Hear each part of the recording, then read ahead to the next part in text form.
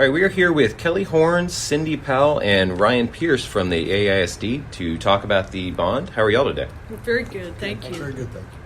All right, first question we had was, what kind of things can the bond actually pay for? Sure. So capital or bond programs are used for capital expenditures. And in Texas, really for school districts, the only way that you can make significant capital improvements is through a bond program. With our state funding system for public education in Texas, it's controlled very tightly through some formulas that really don't leave school districts any room in terms of operating costs to pay for capital needs.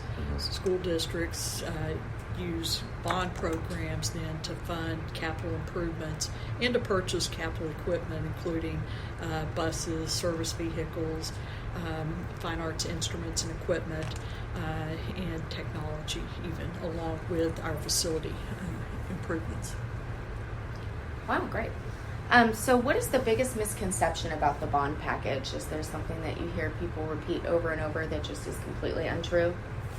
I would say not that we've heard that's untrue. We get a lot of questions about different parts of the bond program, and Kelly can weigh in too, but even things such as the reconstruction of our aging schools, just the logistics of how that's going to work and the sequence of that.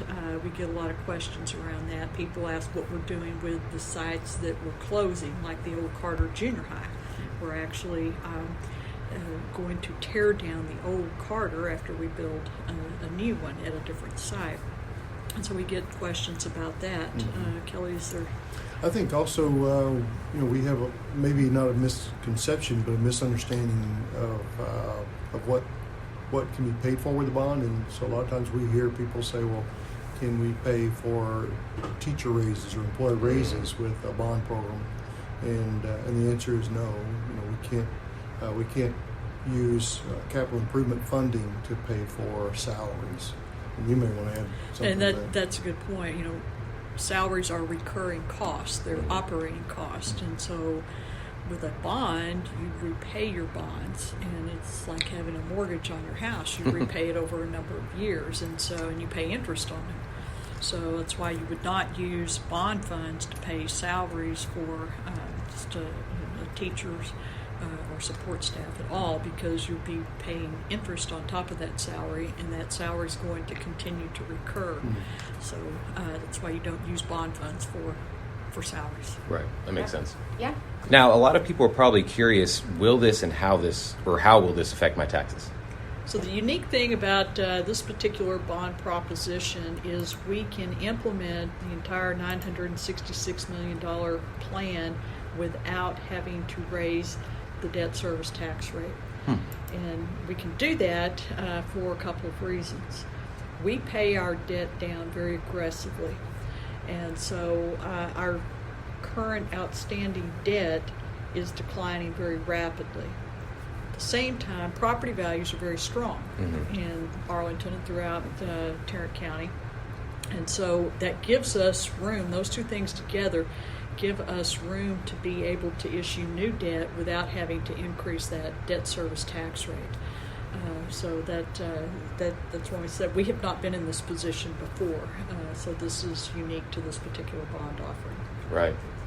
Now, you mentioned having to close down Carter. So you also mentioned you're going to tear down 2 others, but you're building 4? So in the East Arlington master plan, ultimately we will take 6 aging buildings offline. Okay. We will rebuild 4 of those. Right. Okay. So we will rebuild Carter Junior High and then Berry, Thornton, and Webb elementary schools. When we rebuild Carter, we will not rebuild it on its current site. We will actually move it to a different site in East Arlington. Okay. We'll move it to the site where Knox Elementary is today. We've identified 2 schools that we can close. Knox is one of them. The other one is Roark, because we have determined that we have more elementary school space in this East Arlington area than than we need for our long-range projected enrollments. Oh, okay. So we'll take those two older schools, Roark and Knox, completely offline, redraw boundaries for about 8 schools, and we'll balance the enrollment across that area. They'll also get the Newberry and Thornton. Right. When we rebuild Carter, we will move it from its current site to where Knox is today. There's a city park next to Knox. The city council has agreed to trade properties with us. They'll give us that park property so that we have enough room there to build the new Carter. Right. And then we will give them what is today our Roark elementary site. It's one of the 2 schools we're going to close. Okay. We'll tear down the old Roark building. The school district will pay to rebuild the park there. Ah. And including, there's a splash pad feature at the park that's very popular. We'll pay to rebuild that. So that community, that East Arlington community, gets 2 new elementaries, a new junior high, a new city park, Right. through this ultimately through this bond program. Now, where does the other? So I guess, is there one open spot? What would that spot be? So the other school that Right. we would rebuild is Webb Right. Elementary, and we will rebuild Webb at its current site. Right. Webb is located at the intersection of Cooper and I-30. It's an old junior high. It was originally the old Nichols Junior High. Oh, right. Because it's a junior high, it's a larger site. And so we have enough room there to build a new Webb behind the existing building. And when the new school's ready, the kids will move over to it, and then we'll tear down the old building. Oh, wow. Okay. And then with Carter, the old Carter, we will tear down that old building, and we'll determine later what to do with that property. We will either build something smaller on it down the road. We don't have any plans for that yet. Ultimately, if we decide that we don't have a program need for that site, we'll sell that property. Okay. How much is the bond for? The bond is $966 million. And it's in 4 broad categories make that up. The largest one is facilities, and that's about $853 million. Then the next largest category is safety, security, and technology, and that's $90.8 million. The technology category includes student and staff devices. It also includes security cameras throughout the district, and upgrades to alarm systems at all of our buildings, the communications system throughout the district, network infrastructure throughout the district, along with, again, just devices that students and staff use. And then fine arts is about $6.9, almost $7 million. In that category, we buy equipment, including inventory for instruments and uniforms, replacing uniforms on a schedule, and then also equipment for our theaters, our small theaters, in black boxes that our theater kids use, and visual arts classroom equipment, including kilns and even just the work surfaces that we have in the arts rooms. And then finally, transportation. And in that category, we have funding for buses to replace some older buses and to add to our bus fleet, and then also replacing older service vehicles, and then buying some additional equipment. And that additional equipment includes some small shuttle buses to help us move small groups of kids during the day. Those are very efficient for us to use rather than using a big bus. Right. We only have to transport 15 kids, 20 kids. And then also some equipment for our career tech programs, including box refrigerated trucks for a culinary program, the floral program, and ag science programs. We'll have trailers and pickups for that program, so kids can carry their animals to shows. And then we also have funding in that category for semi-trailers, 6 of them, 1 for each high school band. And we'll brand those to the school.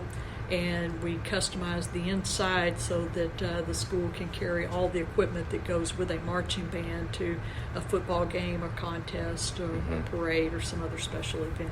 So those are the 4 broad areas that make up the 966. So you already have a pretty good idea of what it is exactly that you want to do with the bond. Yes. Certainly. Yeah, in fact, in reality, we have to have a very specified idea of what we want to do going forward, simply because we don't go out and ask for money that we don't have a plan for. Right. We spent a year and a half assessing our needs for instructional programming and evaluating all of our facilities to identify capital needs to carry us out through the year 2025.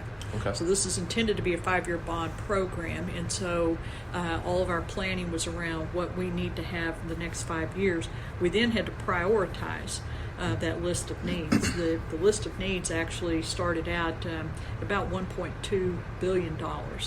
And we had a committee of citizens that helped us evaluate our assessment findings and helped us prioritize needs, and then offered their own input and actually added a few things into the bond program just from the community's perspective based on input they received.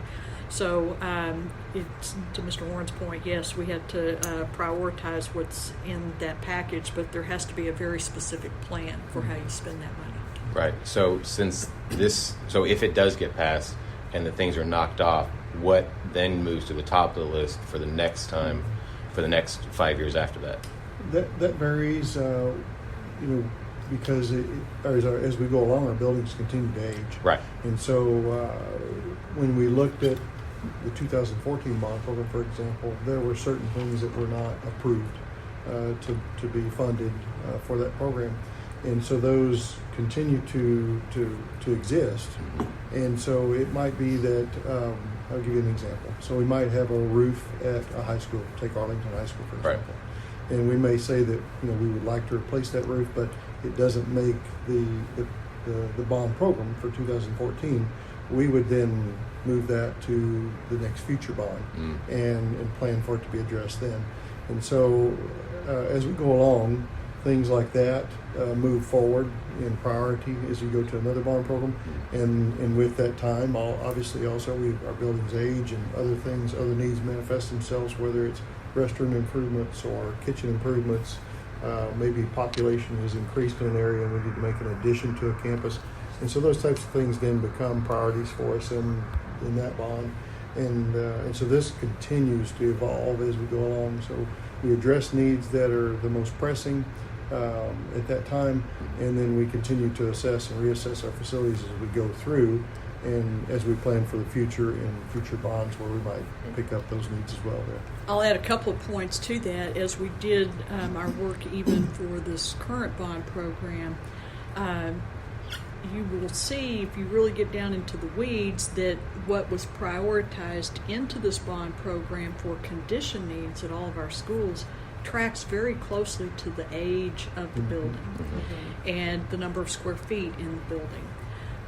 So those things, like Kelly said, that those buildings that are newer, that had fewer needs, and then their items, they're still on the list, so to speak, but they weren't prioritized into this bond program. So I would anticipate in 5 years we'll do another assessment.